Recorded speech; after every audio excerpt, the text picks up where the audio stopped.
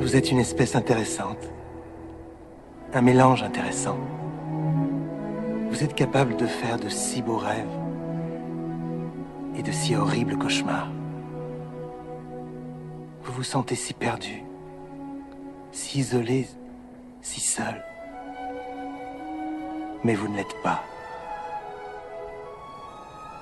Tu vois, dans toutes nos recherches, la seule chose que nous ayons trouvée qui rende la vie supportable, c'est l'autre. Que se passe-t-il maintenant ? Maintenant, tu rentres chez toi. Chez moi ? Mais... j'ai tant de questions. Est-ce qu'on va revenir ? C'était juste un premier pas. Leur venue, tu en feras un autre. Mais il faut que les autres gens voient ce que j'ai vu. Ils ont besoin de voir ce... C'est ainsi que ça se passe depuis des milliards d'années. Pas à pas, Ellie. Pas à pas, Ellie. Suivez bien les paroles de jardinier et de gardien de cette dimension qu'il lui exprime, alors qu'elle est dans une scénarisation holographique qui lui a avoué, dès le début de leur rencontre sur une plage factice. Nous sommes une espèce intéressante, un mélange intéressant, capable de faire de si beaux rêves et d'horribles cauchemars. Mais qui déclenche les deux situations dans cette ferme et usine à louche de production d'énergie permanente au juste ? Qui met en scène les scénarios au quotidien qui nous font réagir pour s'en nourrir ? Ceux qui croient encore au hasard n'ont aucune idée du codage de notre réalité et d'ailleurs ne s'y intéressent même pas. Ce sont les figurants en carton qui valident toutes les synchronicités du prétendu hasard scripté autour de nous depuis toujours. L'autre, c'est-à-dire autrui, est la seule chose qui rend la vie supportable selon lui. À traduire par « si tu n'interagis pas avec d'autres personnages de la pièce qu'on t'a dédié, si tu ne rejoins pas les égrégores qu'on t'a construits, ne suis pas les modes, les mouvements et les cubes de bonheur ou de malheur de ta prison dorée en apparence, joueur ou non joueur de cette pièce de théâtre, tu es foutu, tu te suicides ou tu es inutile au jeu lui-même puisque tu ne participes plus. Tu seras malheureuse, la vie te paraîtra insoutenable. Ah bon ? Pourquoi donc ? Si tu as encore ton propre libre arbitre ? Cette scène du film Contact à la fin est très révélatrice. Je me rappellerai toujours des paroles de feu Jerry Zetlin, avec qui j'ai correspondu avant son décès. Pendant un bon moment, un ancien du projet SETI, d'observation bidon de l'espace, avec les grandes paraboles, auxquelles il avait participé et qu'il avait totalement débunké sur son site openseti.org. Ce projet qui captait les signaux de radio CB aux alentours et les revendait faussement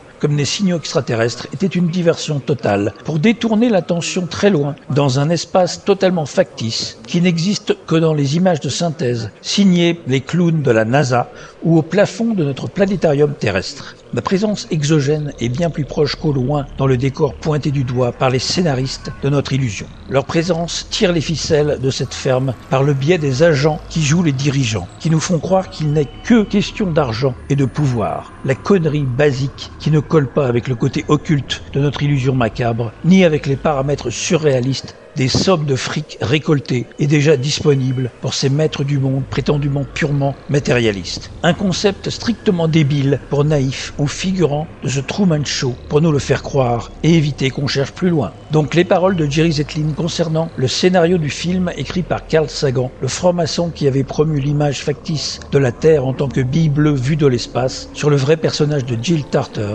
l'ancienne directrice du centre de recherche SETI, dont j'ai bien lu et entendu l'annonce de sa mort, mais par effet Mandela, il est impossible aujourd'hui de le confirmer, joué par Jodie Foster du projet SETI dans le film Contact. Ces paroles résonnent encore en moi à propos de ce film sur son ancienne activité qui a déclenché son réveil. Cette scène, m'avait-il dit, à la fin, sur cette fausse plage, par projection holographique, avec l'entité qui se fait passer pour son père pour communiquer avec elle, me paraît la seule et unique scène plausible et réaliste du film. Je vous laisse y réfléchir. Jerry Zetlin a écrit sur son site, maintenant effacé depuis sa mort, un essai intitulé « Soul Technology », la technologie de l'âme, où il fait référence à un article de Paul Davies en 2003. E.T. et Dieu. Les religions terrestres pourraient-elles survivre à la découverte de la vie ailleurs dans l'univers ? Avez-vous compris ? Dieu, c'est l'âme. E.T. correspond à la technologie.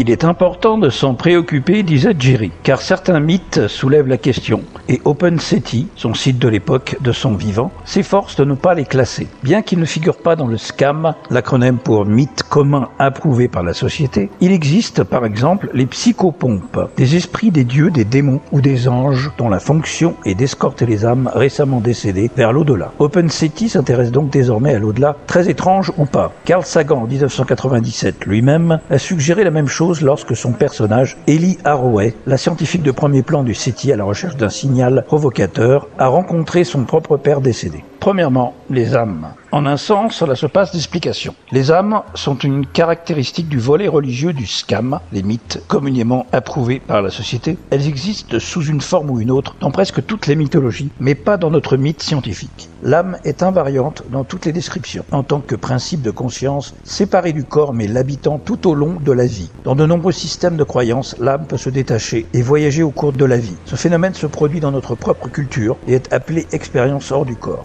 Les chamans peuvent interagir avec les âmes tout en voyageant eux-mêmes dans leur corps spirituel. Comme il existe de nombreux exemples d'expériences d'âme, il est utile de les considérer comme réels. De plus, si l'âme possède une quelconque réalité, elle pourrait bien être bien réelle dans les cultures extraterrestres. Le SETI ignore cette possibilité cruciale.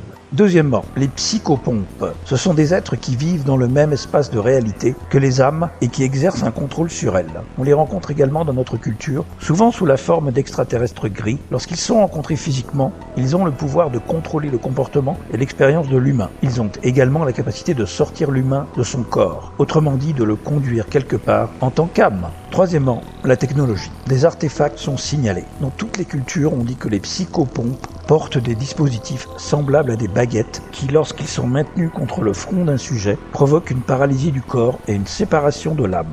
Cependant, au-delà du cas spécifique de l'artefact semblable à une baguette, la capacité générale de séparer, guider et reconnecter les âmes à leur corps précédent ou de les connecter à des corps différents est une technologie possédée par les psychopompes et le groupe plus large qu'ils représentent. La guerre dans les cieux, ouvrage de Cal Griffith en 1988, où une relation hypothétiquement problématique entre la prière, les croyances religieuses, la nourriture des égrégores et le devenir de nos âmes. La guerre dans les cieux et les théocrates. Après avoir présenté les principales entités, les âmes, ceux qui les manipulent et la technologie pour ce faire, nous devons développer ces concepts beaucoup plus loin, dit-il. Jerry Zetlin a reproduit dans son intégralité une partie du livre de Cal Griffith. Il s'agit tout simplement d'un dialogue, d'un jeu de questions et de réponses entre Griffith et son correspondant du Collège Invisible sur ce qui arrive à une âme juste après son trépas. Un kit de survie pour l'au-delà en fait. War in Heaven, Guerre aux cieux, consiste en un dialogue entre Griffith et un esprit désincarné qui prétendait appartenir à un groupe se faisant appeler le Collège Invisible. Le format est composé de questions de réponses. Griffith précise que les réponses ont été reçues par écriture automatique et relues à l'entité contactée pour révision et correction. Donc, comme il s'agit de channeling, je conseille personnellement aux gens de prendre toutes ces informations avec grande précaution et discernement, bref, des pincettes. Question de Griffith. Pouvez-vous m'informer sur ce que je dois dire aux gens pour augmenter leurs chances de survie? Réponse du Collège Invisible.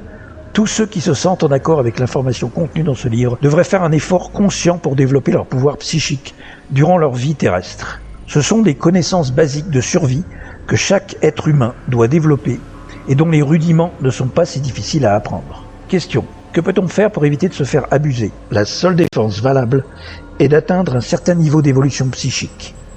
Les théocrates sont capables de pratiquer de telles ruses si l'activité psychique du décédé peut être manipulée de l'extérieur par leur transmission télépathique. Si l'âme perçoit activement son environnement astral avec ses propres pouvoirs télépathiques et clairvoyants, elle est généralement capable de distinguer la véritable nature des esprits qui formeront le comité d'accueil. Ce concept est difficile à expliciter en termes humains, mais on peut le traduire en disant qu'ils ont l'air faux, bizarres ou qu'ils dégagent de mauvaises ondes. L'explication la plus simple revient à dire que certains des mécanismes utilisés par les théocrates afin d'asservir d'autres esprits sur le plan astral deviennent perceptibles à tous ceux qui les décodent activement. Question. Cette notion sur l'après-vie est tout à fait nouvelle et va effrayer certains d'entre nous, surtout lorsqu'ils réaliseront que de nombreux amis ou parents décédés risquent de devenir les esclaves d'un groupe théocratique. Que faire si l'on rencontre sa mère ou une autre personne aimée sur le plan astral? Réponse. Une règle importante, gardez vos distances. Ne laissez aucun autre esprit vous toucher tant que vous restez sur le plan astral. Les esprits libres communiquent rarement par télépathie. Ils ne s'approchent pas des autres esprits, même lorsqu'ils les aident durant leur processus de réincarnation, mais ils leur parlent. Souvenez-vous, parler, mais ne pas toucher. Ces thèmes feront l'objet d'autres débats au-delà de ce film.